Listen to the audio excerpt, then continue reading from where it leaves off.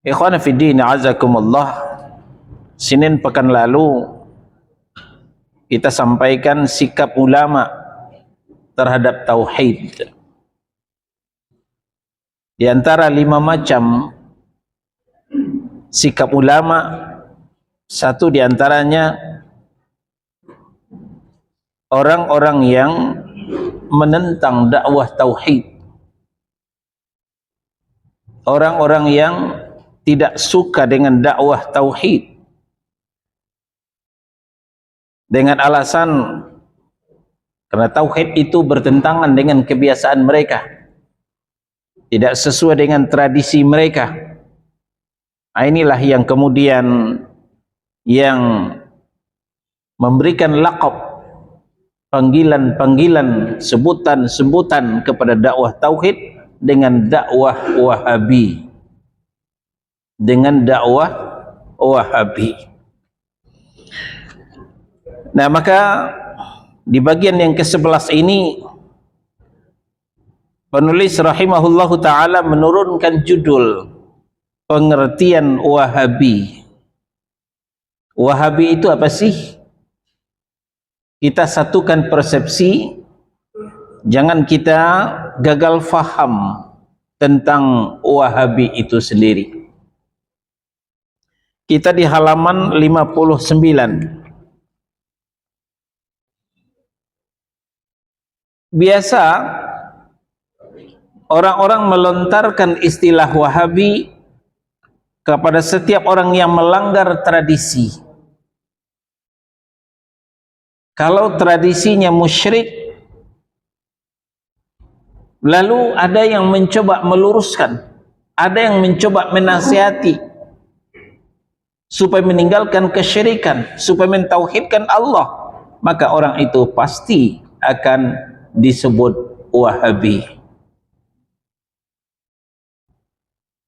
Yang melanggar kepercayaan dan bid'ah mereka, sekalipun kepercayaan-kepercayaan mereka itu rusak, bertentangan dengan Al-Quran, bertentangan dengan hadis yang sahih. Suatu kali di depan seorang syekh, ya, ini penulis menurunkan pengalaman pribadinya. Kata beliau, suatu kali di depan seorang syekh,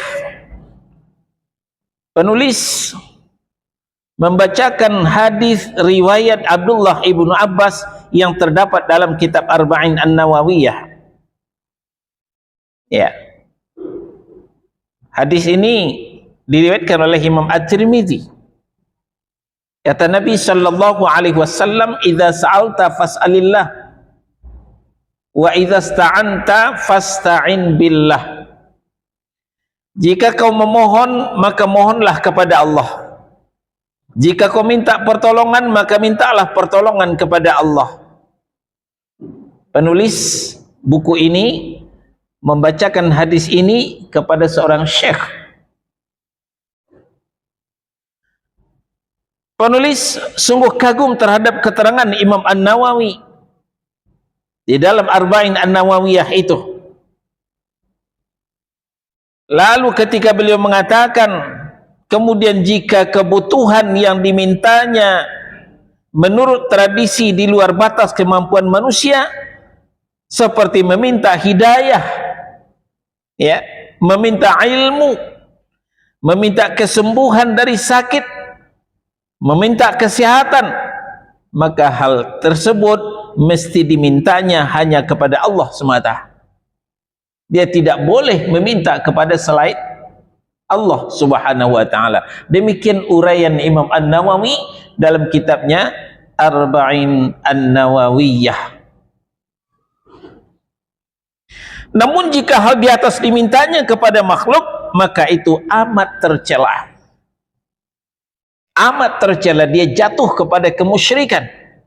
Meminta hal-hal yang hanya bisa dilakukan oleh Allah subhanahu wa ta'ala, lalu dia minta kepada makhluk, maka itu sungguh sangat tercela. Dia akan jatuh kepada kemusyrikan.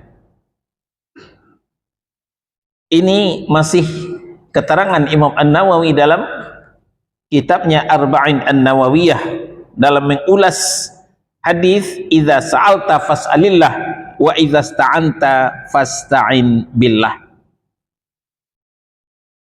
Lalu kepada syekhnya tadi, penulis katakan, hadis ini berikut keterangannya menegaskan tidak dibolehkan meminta pertolongan kepada selain Allah. Lalu ia menyergah, malah sebaliknya hal itu dibolehkan katanya. Kata syekhnya tadi, ya.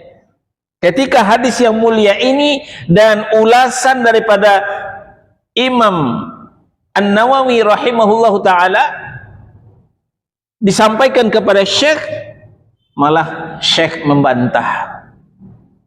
Tidak demikian tradisi kita.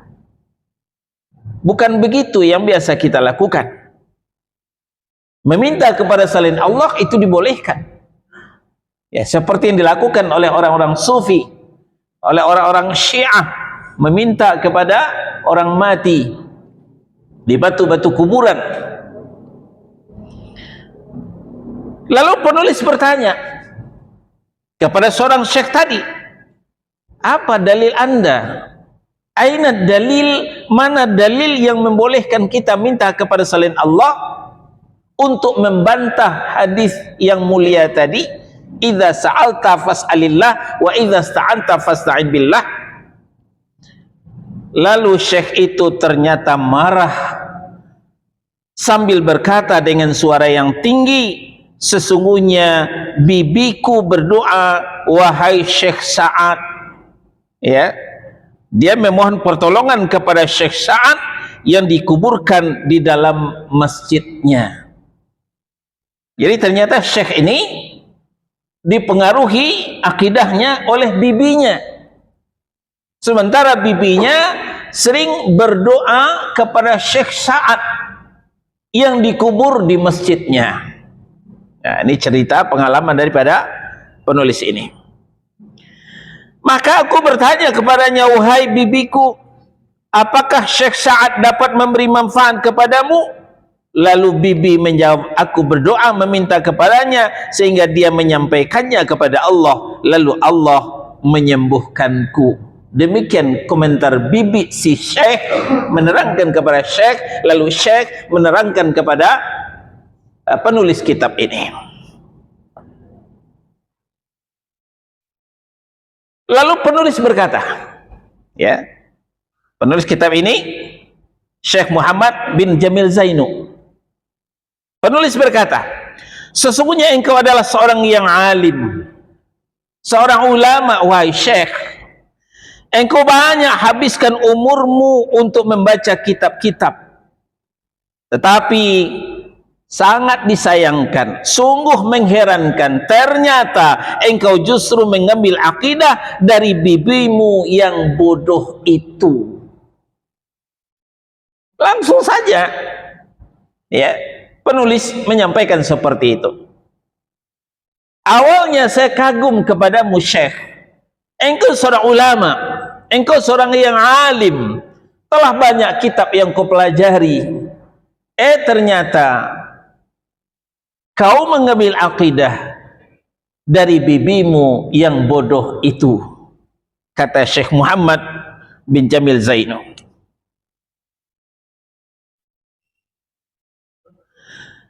Dia lalu berkata, ya, Syekh tadi berkata, apa katanya? Pola pikirmu adalah pola pikir Wahabi. Nah, ini senjata mutakhir daripada musuh tauhid. Senjata terakhir, senjata pemungkas daripada musuh tauhid adalah pola pikirmu, pola pikir Wahabi. Engkau pergi berumroh, lalu datang dengan membawa kitab-kitab Wahabi ke sini. Ya, demikian komentar syekh yang ditemui oleh Syekh Muhammad tadi. Padahal penulis tidak mengenal sedikit pun tentang Wahabi. Ya, waktu itu beliau masih muda, belum belajar banyak, ya, dan beliau tidak mengenal siapa itu Wahabi, kecuali sekadar mendengar daripada syekh. Lalu mereka berkata tentang Wahabi, orang-orang Wahabi adalah mereka yang melanggar tradisi kebanyakan orang. Mereka tidak percaya kepada para wali dan karomah-karomahnya, dan tidak mencintai Rasul, dan berbagai tuduhan dusta lainnya. Ini yang didengar oleh Syekh Muhammad bin Jamil Zainu dari orang-orang, dan ternyata setelah didengar pula dari mulutnya seorang syekh tadi, penentang tauhid tadi.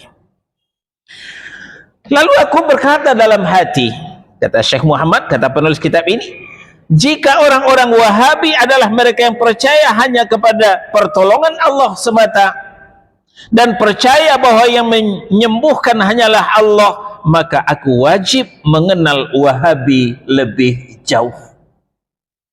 Beliau penasaran, beliau bertekad mau mempelajari tentang Wahabi lebih dalam.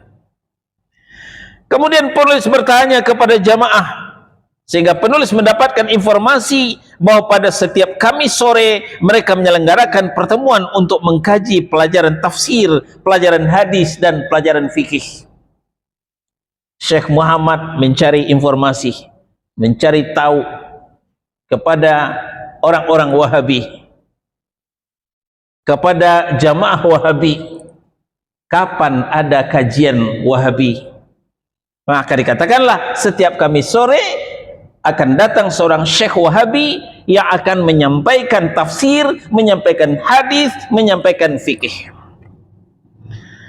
Lalu bersama anak-anak, penulis dan sebagian pemuda yang intelek, dia bawa teman, anak-anaknya, pemuda-pemuda yang intelek. Dia tidak mau membawa orang yang bodoh.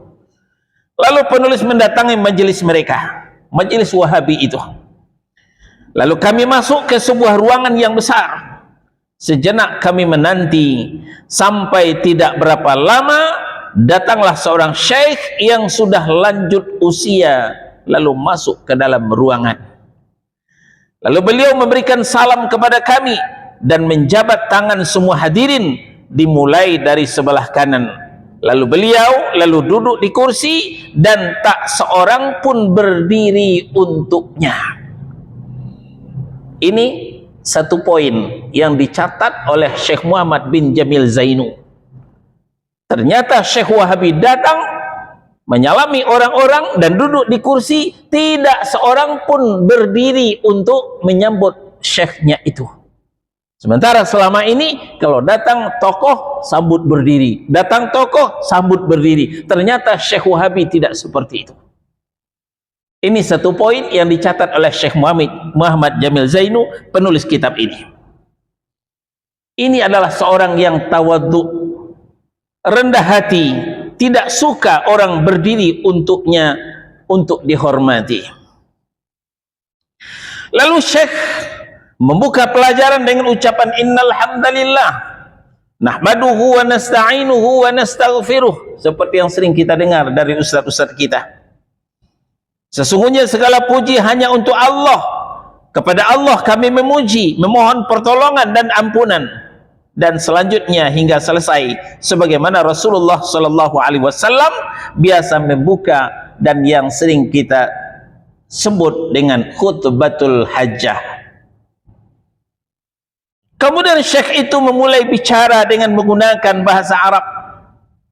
Beliau menyampaikan hadis-hadis seraya melaksanakan darjat sahihnya dan para perawinya, selalu menyampaikan hadis-hadis yang lengkap, yang komplit, mulai dari sanadnya, rawinya, sampai kepada nomornya disampaikan oleh Syekh Wahabi ini. Setiap kali menyebut nama Nabi, beliau mengucapkan salawat sallallahu alaihi wasallam, dan di akhir pelajaran beberapa soal tertulis diajukan kepadanya, beliau menjawab soal-soal itu dengan dalil dari kitab suci dan sunnah Nabi sallallahu alaihi wasallam. Ini yang beliau lihat di majelis Wahabi. Beliau berdiskusi dengan hadirin dan tidak menolak setiap pertanyaan di akhir pelajaran. Di akhir pelajaran beliau berkata, segala puji bagi Allah bahwa kita termasuk orang Islam dan salaf. Kata Syekh Wahabi, kita termasuk orang Islam dan salaf. Ya, orang salaf adalah mereka yang mengikuti jalan para salafus soleh, yaitu Rasulullah dan para sahabat, tabi'in dan tabi'ut tabi'in. Sebagian orang menuduh kita orang Wahabi, kata Syekh. Sebagian orang menuduh kita orang Wahabi. Ini termasuk tanabuz bil alqab, panggilan dengan panggilan buruk, memanggil dengan panggilan yang buruk. Allah Subhanahu wa ta'ala melarang kita dari hal yang demikian. Lalu Syekh membacakan ayat Allah di dalam Al-Hujurat ayat 11. Al-Hujurat surah 49 ayat 11. Wala tanabazu bil alqab, dan janganlah kamu panggil memanggil dengan gelar yang buruk. Ya, janganlah kalian panggil memanggil dengan panggilan yang buruk. Contoh, kalau ada orang yang subur badannya, kapal induk dah lewat, lalu lewat pula orang yang kurus, nah tiang listrik lewat, itu panggilan yang buruk. Termasuk yang berjenggot lewat, nah kambing dah lewat, itu contoh panggilan yang buruk. Allah melarang, wala tanabazu bil alqab, dan janganlah kamu panggil memanggil dengan gelar yang buruk. Nah, termasuk panggilan Wahabi, ya, itu adalah panggilan yang buruk. Itu penghinaan, ya. Boleh diperiksa dari nawaitu orang yang memanggilkan Wahabi itu. Jelas tidak ada niat yang baik, adalah niat menghina, niat mengejek, niat menjelek-jelekkan. Dahulu mereka menuduh Imam Syafi'i dengan Rafidah. Mereka menuduh Imam Syafi'i dengan Rafidah. Rafidah itu adalah Syiah. Rafidah itu salah satu sekte daripada Syiah.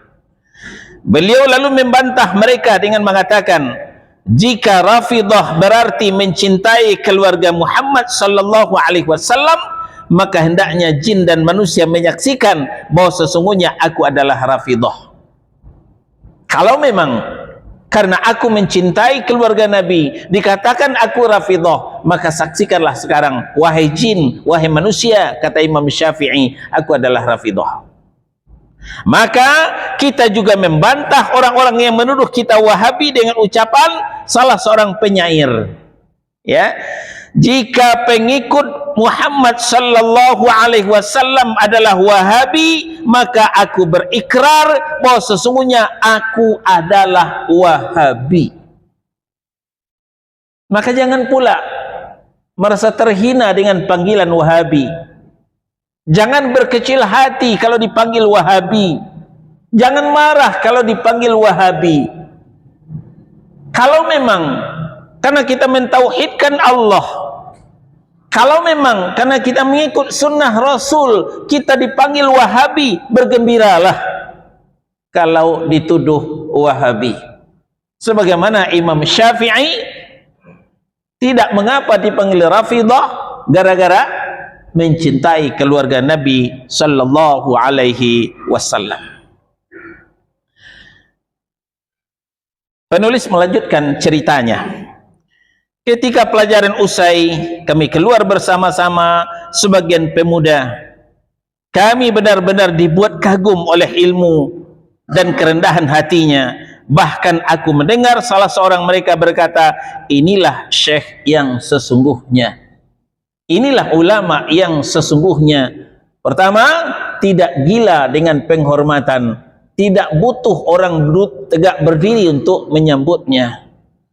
Kedua, menyampaikan ilmu apa adanya berdasarkan Al-Quran, berdasarkan As-Sunnah yang sahih. Selanjutnya, melayani audiennya, melayani pertanyaan daripada jamaahnya, tidak satu pun yang dilewatkan. Inilah syekh yang sesungguhnya, inilah ulama yang sebenarnya, kata orang-orang di majelis Wahabi tersebut. Nah, ini sebagai pengantar daripada bagian yang ke-11 ini.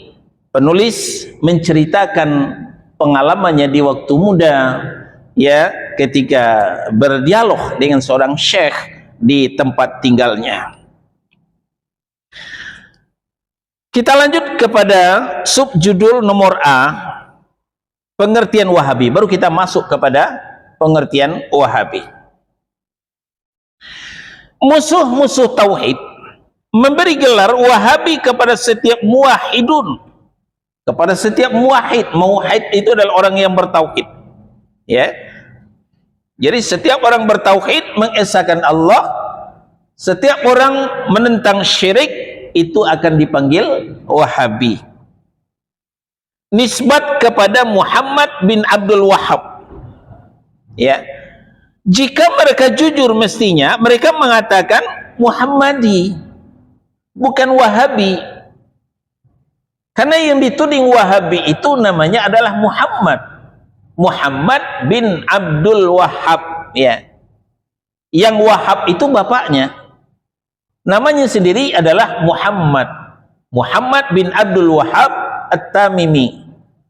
Namanya Muhammad, bapaknya Abdul Wahhab, marganya Ibnu Tamim. Maka Tamimi, nisbat kepada namanya yaitu Muhammad, ya. Ternyata Allah menghendaki nama Wahabi sebagai nisbat kepada Al-Wahhab yang Maha Pemberi, yaitu salah satu dari nama-nama Allah yang paling mulia, yaitu Asmaul Husna. Jika Sufi menisbatkan namanya kepada jamaah yang memakai suf, yaitu wol, ya, asal kata Sufi itu dinisbatkan kepada orang yang suka memakai baju dari wol, baju tebal dari kulit kibas, ya, kulit biri-biri, dari bulu biri-biri. Itu asal kata dari Sufi itu. Maka sesungguhnya Wahabi menisbatkan diri mereka dengan Al-Wahhab, yaitu Allah yang memberikan tauhid dan meneguhkan untuk berdakwah kepada tauhid. Nah, jadi asalnya Wahhab itu adalah nama Allah. Nah, ini kita tulis di sini, ya, yang menggunakan nama Wahhab. Yang menggunakan nama Wahhab itu satu, Allah itu sendiri dalam Asmaul Husna, ya.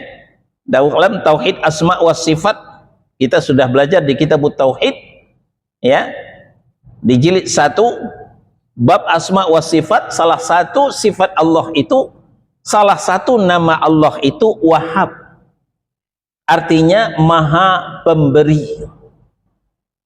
Ini bisa kita lihat, 1 Ali Imran surah yang ketiga ayat 8, kemudian Shad surah 38 ayat 35.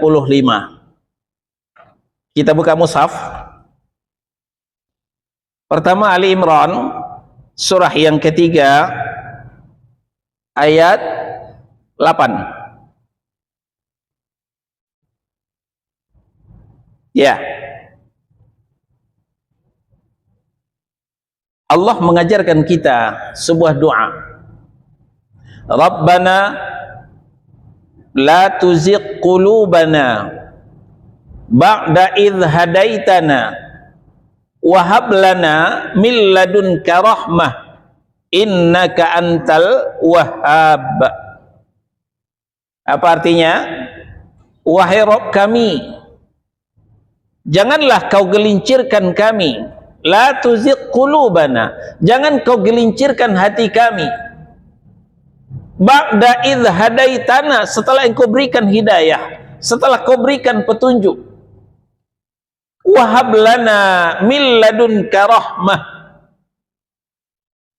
berikanlah kami kurnia, maksudnya kurnia keistiqomahan dari sisimu, innaka antal wahhab, sesungguhnya engkau maha pemberi kurnia. Jadi wahhab itu artinya maha pemberi. Bagus sekali itu nama. Wahhab artinya maha pemberi. Maka jangan marah kalau dipanggil orang Wahabi. Berarti kita maha pemberi. Kita orang pemurah. Nah, sejarah mencatat ternyata ada yang pinjam nama Allah ini. Ada yang pinjam nama Allah ini. Di Maghrib, ya, Maghrib itu Maroko, Afrika Selatan. Ada seorang tokoh namanya Abdul Wahhab bin Abdurrahman bin Rustum Al-Khariji. Namanya Abdul Wahhab, bapaknya Abdurrahman, kakeknya Rustum, manhajnya Khawarij Al-Khariji. Kapan waktunya? Dia wafat tahun 197 Hijrah. Sejarah mencatat tangannya bergelimang darah. Ya, Khawarij begitu. Ya, membunuh orang ini gampang baginya. Betapa banyak ulama-ulama yang tidak sefaham dengannya dia bunuh. Kaum muslimin mereka kafirkan, ya. Kaum takfiri yaitu kaum Khawarij. Nah, inilah manhaj daripada Abdul Wahhab bin Abdurrahman bin Rustum, manhajnya adalah Khawarij. Adanya di Al-Maghrib. Al-Maghrib itu adalah di Afrika Utara. Lalu kemudian 1000 tahun setelah itu, 1000 tahun lebih, lahirlah Muhammad bin Abdul Wahhab. Ya, ini juga minjam nama Wahhab, tapi bapaknya yang minjam, bukan dia. Namanya Muhammad bin Abdul Wahhab At-Tamimi, dari suku Bani Tamim. Jadi Syekh Muhammad yang dituding Wahabi lahirnya tahun 1115. Yang Wahabi benaran, yang Khawarij itu wafat tahun 197. Jadi jaraknya 1000 sekian tahun. Nah, sebelum kita menjawab kenapa Khawarijnya Abdul Wahhab bin Abdurrahman bin Rustum lalu kemudian dikait-kaitkan dengan Syekh Muhammad. Nah, sebelum kita jawab, kita mengenal lebih dekat dulu Syekh Muhammad ini. Kita di halaman 63. Nomor B. Syekh Muhammad bin Abdul Wahhab, beliau dilahirkan di kota Uyainah. Uyainah itu dekat Riyadh. Ya. Kerajaan Arab Saudi. Beliau telah hafal Al-Quran sebelum berusia 10 tahun. Kita umur 10 tahun ngapain? Main gundu. Main game. Syekh Muhammad hafal Quran sebelum berumur 10 tahun. Masya Allah. Ya. Belajar kepada ayahandanya, yaitu Abdul Wahhab. Mazhab fikihnya Hambali, dan belajar hadis dan tafsir kepada para syekh dari berbagai negeri, terutama di kota Madinah. Beliau memahami tauhid dari kitab suci Al-Quran dan sunnah Rasul yang sahih. Perasaan beliau tersentak setelah menyaksikan apa yang terjadi di negeri Najd. Ya, di negeri Najd, yaitu negeri Saudi bagian timur, dan negeri-negeri lainnya yang beliau kunjungi berupa kesyirikan, khurafat, dan bid'ah. Ya. Syirik, khurafat dan bid'ah. Kalau Muhammadiyah punya istilah TBC, tahayul, bid'ah, khurafat. Ya. Jadi sebenarnya dakwah Syekh Muhammad sejalur dengan dakwah Muhammadiyah.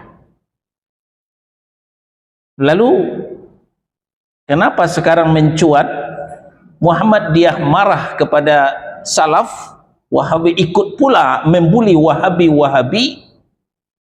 karena membela seorang ustadz yang menamai surah Asy-Syu'ara dengan surah pemusik.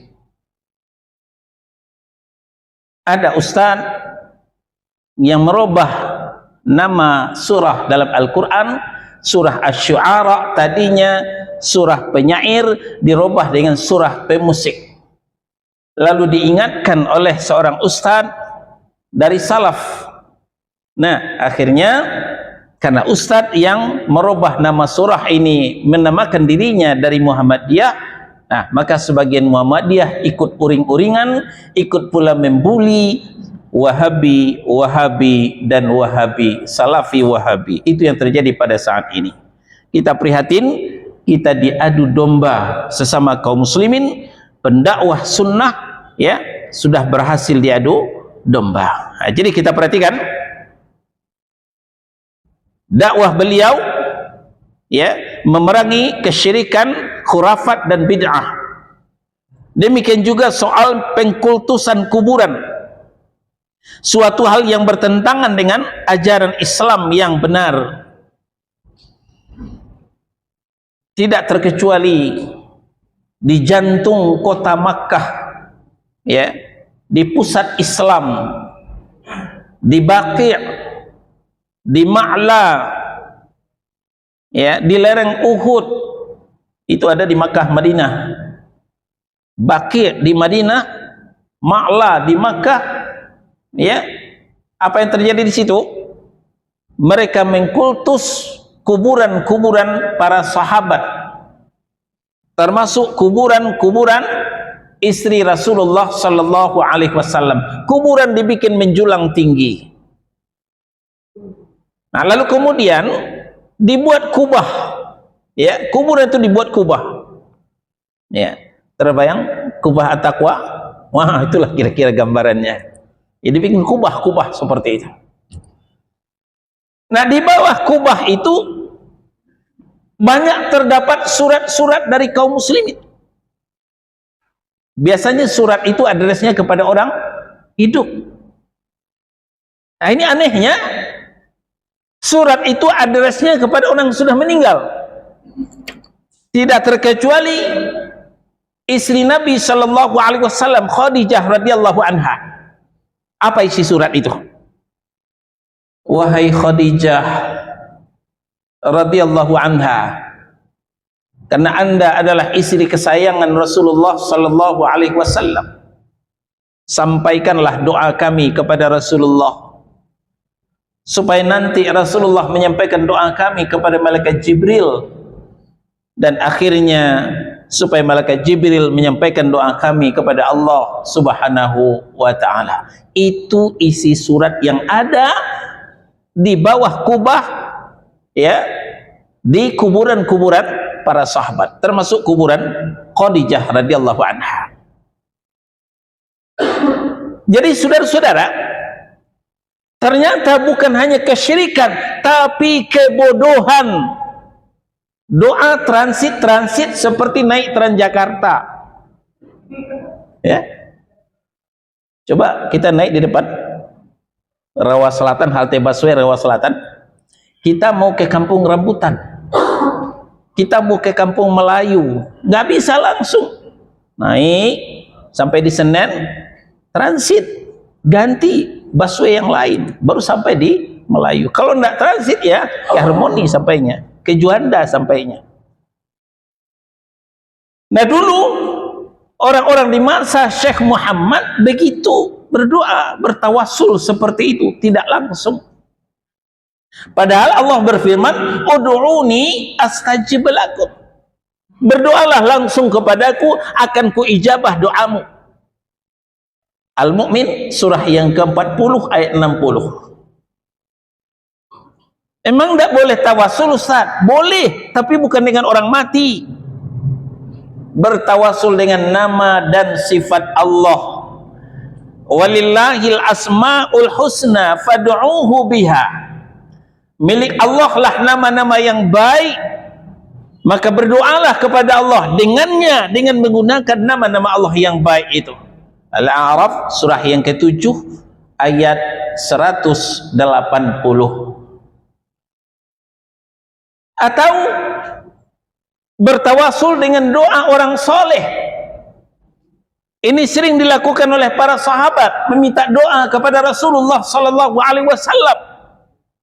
Kapan orang soleh itu berdoa? Tentu ketika orang soleh itu masih hidup. Tapi ketika orang soleh itu sudah meninggal, para sahabat tidak lagi minta-minta di kuburan Nabi. Para sahabat tidak pernah bersimpuh itikaf di kuburan Rasulullah sallallahu alaihi wasallam, tidak pernah. Maka sahabat pindah tawasul kepada sahabat yang lain yang lebih senior, terkenal dengan Umar ibn Khattab radhiyallahu an. Ketika hidup bertawasul kepada Allah melalui Nabi, tapi ketika Nabi sudah meninggal, beliau bertawasul kepada Allah melalui paman Nabi, Abbas bin Abdul Muthalib. Ini menunjukkan tidak boleh bertawasul kepada orang yang sudah wafat. Tidak boleh bertawasul melalui orang yang sudah mati, melalui batu-batu kuburan. Karena batu-batu kuburan tidak ada bedanya dengan batu-batu berhala.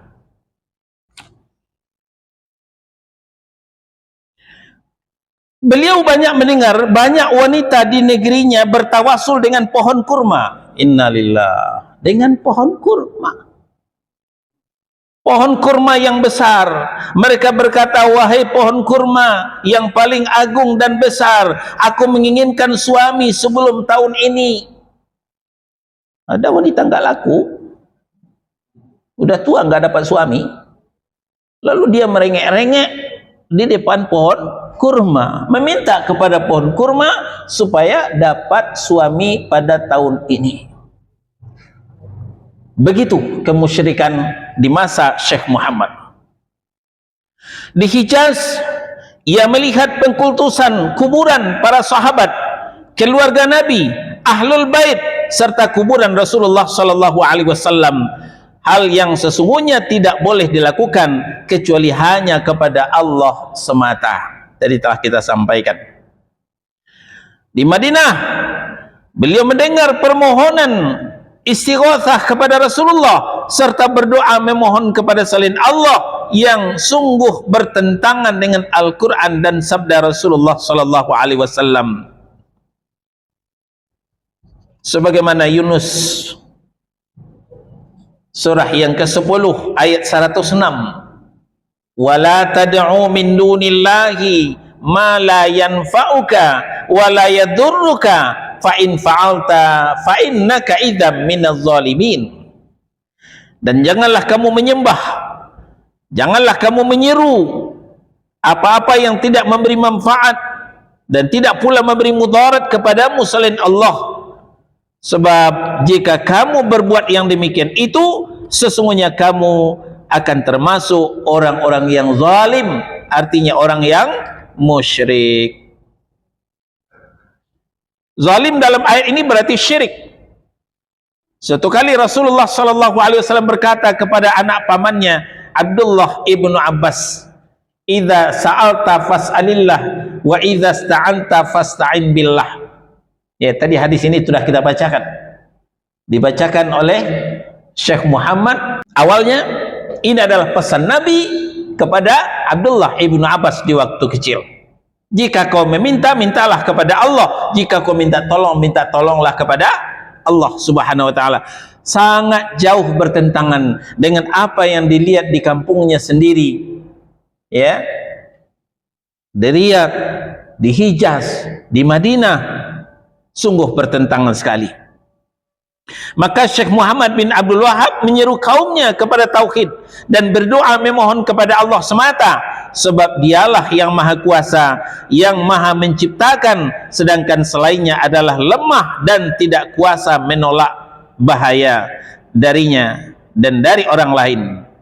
Adapun mahabbah, cinta kepada orang soleh, adalah dengan mengikuti amal solehnya, ya, mendoakannya, tidak dengan menjadikan sebagai tawasul, sebagai perantara antara manusia dengan Allah, dan juga tidak menjadikannya sebagai tempat memohon selain Allah.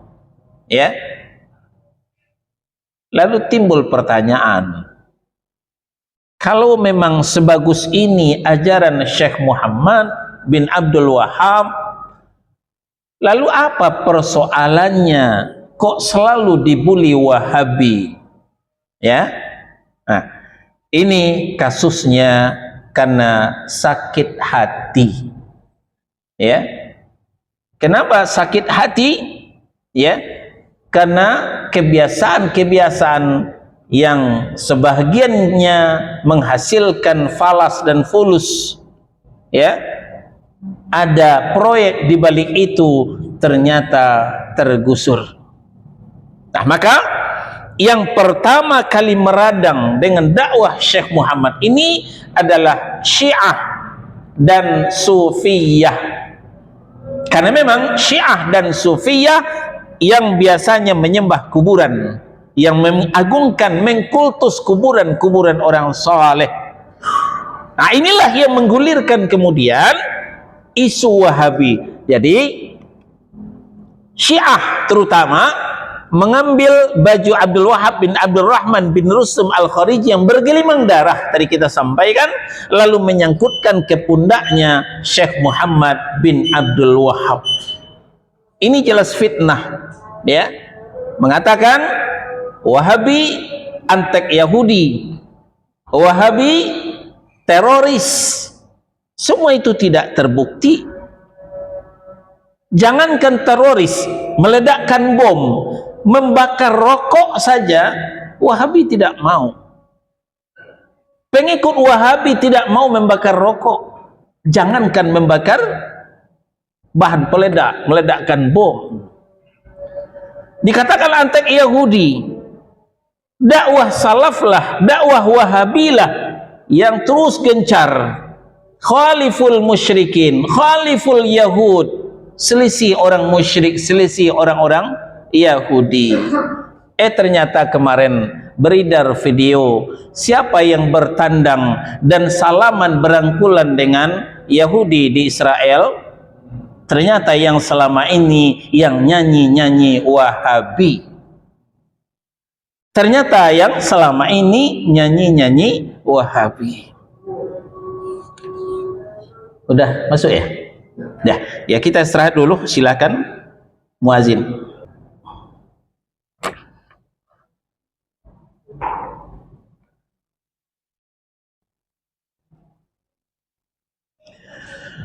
Kita lanjutkan. Lalu siapa sebenarnya yang menentang dakwah Syekh Muhammad ini? Yang menentangnya adalah para ahlul bid'ah. Para ahlul bid'ah menentang keras dakwah tauhid yang dibangun oleh Syekh Muhammad bin Abdul Wahab. Karena memang tidak segampang itu merubah kebiasaan.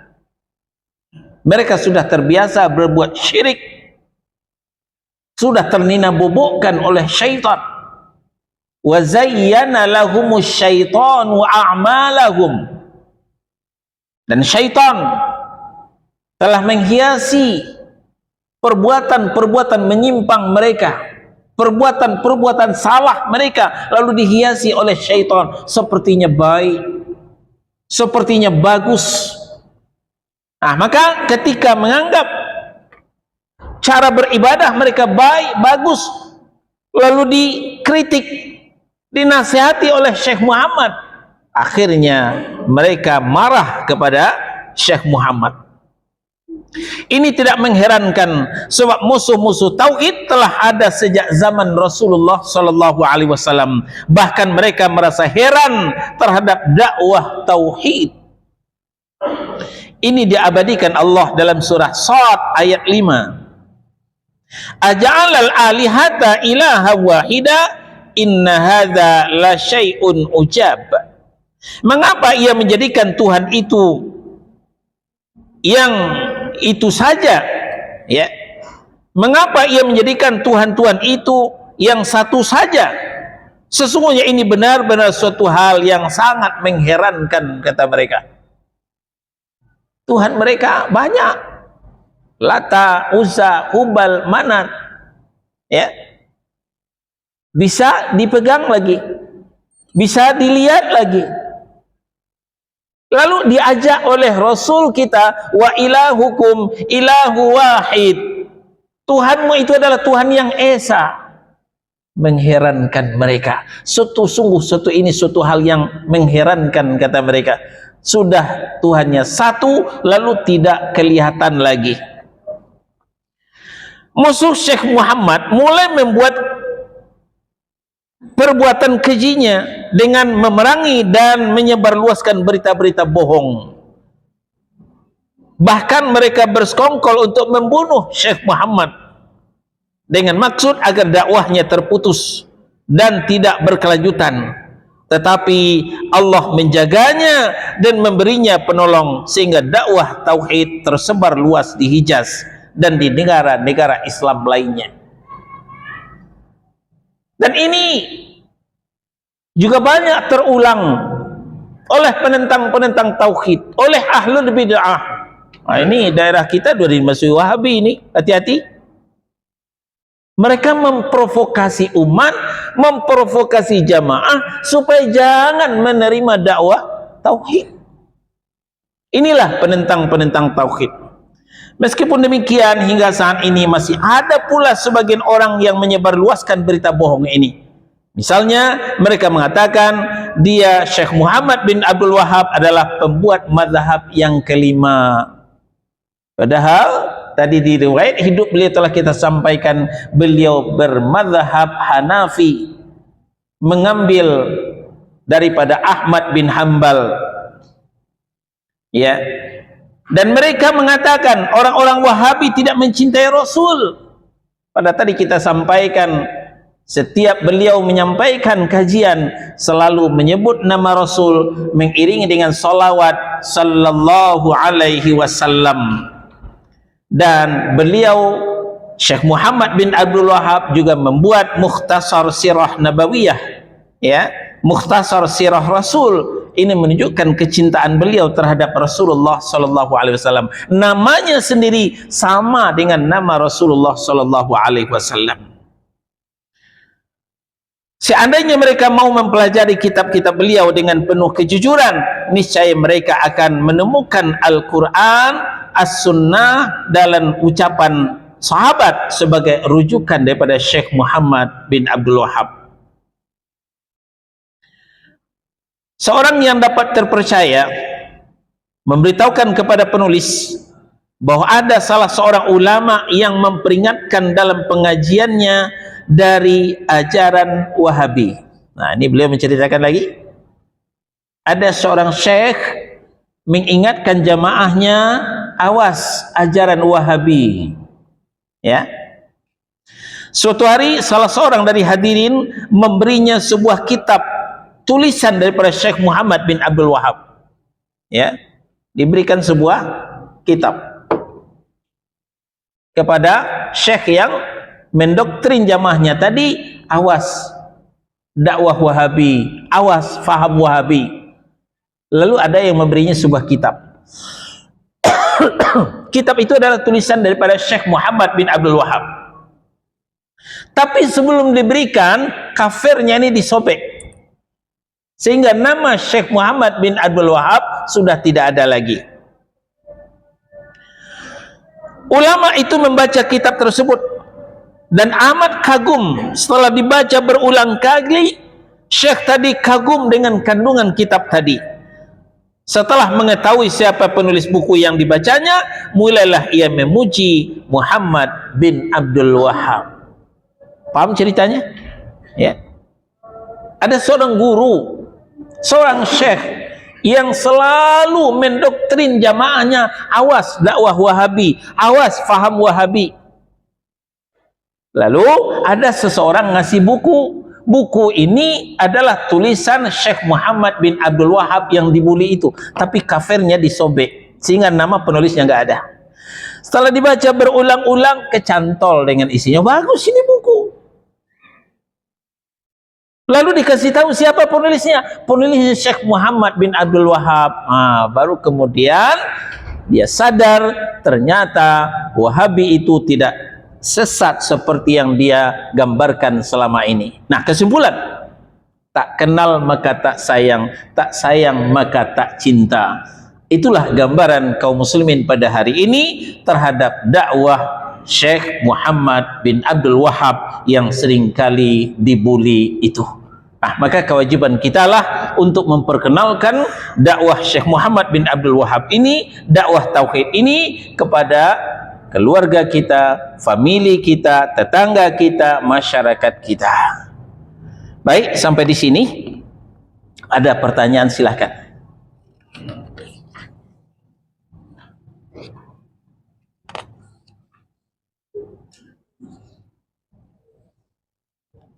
Ya, silakan Pak Mustafa.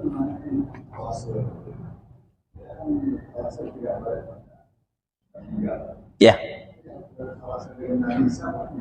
Bertawasul dengan Nabi Isa nggak boleh, ya? Oh, Nabi Isa, ya. Kapan kita ketemu dengan Nabi Isa? Baik, kalau Bapak umpamanya ketemu dengan Nabi Isa, silahkan saja. Kan yang dimaksud tawasul tuh Pak, ya, saya tawasul dengan Bapak ini, ya. Bapak orang soleh, lalu saya temui Pak Mustafa, saya punya masalah begini, tolong dong doakan saya kepada Allah. Itu namanya tawasul. Saya ketemu dulu dengan Pak Mustafa, baru saya bisa bertawasul menggunakan melalui Pak Mustafa. Ya, bertemu dulu. Jadi kalaulah kita bisa ketemu dengan Nabi Isa, kita bisa bertawasul dengan Nabi Isa. Tapi sayang karena Nabi Isa di langit, turunnya nanti sebelum kiamat, maka kita tidak bisa bertawasul dengan Nabi Isa. Demikian, wallahu a'lam. Ada lagi? Ya, silakan Pak.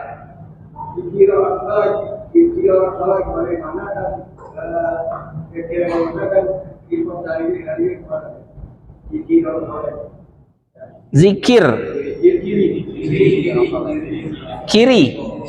Ciri orang soleh. Iya. Ciri orang soleh itu dengan melihat apa yang disampaikannya. Kalau dia penulis, dengan melihat, membaca tulisannya, ya. Nah, di situ bisa kita menilai orang ini soleh apa salah. Pertama, dengan mendengarkan kajiannya, apa yang disampaikannya. Yang kedua, dengan membaca tulisannya. Nah, tapi kan orang soleh itu tidak semuanya bisa menulis. Ada yang bisa menulis tapi tidak bisa kajian. Ada yang bisa kajian tapi tidak bisa menulis. Jarang-jarang yang bisa kajian dan bisa menulis itu. Jadi salah satunya bisa kita lihat, ya. Nah, demikian. Soleh akidahnya tauhid, bersih dari syirik. Soleh ibadahnya sesuai dengan sunnah. Dia tidak melakukan bid'ah. Itu orang soleh. Tapi kalau dia melakukan bid'ah, itu bukan orang soleh. Ya, jadi soleh itu tidak ditandai dengan serban. Soleh itu tidak ditandai dengan tasbih. Soleh itu tidak ditandai dengan peci putih. Soleh itu tidak ditandai dengan gamis. Soleh itu ditandai dengan akidahnya tauhid, ibadahnya sesuai sunnah, akhlaknya karimah, mulia. Begitu Pak, wallahu a'lam. Baik, saya kira cukup. Subhanakallahumma wa bihamdika asyhadu an la ilaha illa anta astaghfiruka wa atubu ilaik. wa sallallahu ala nabiyyina Muhammadin wa ala alihi wa sahbihi wasallam. Barakallahu li wa lakum. Wassalamu alaikum warahmatullahi wabarakatuh.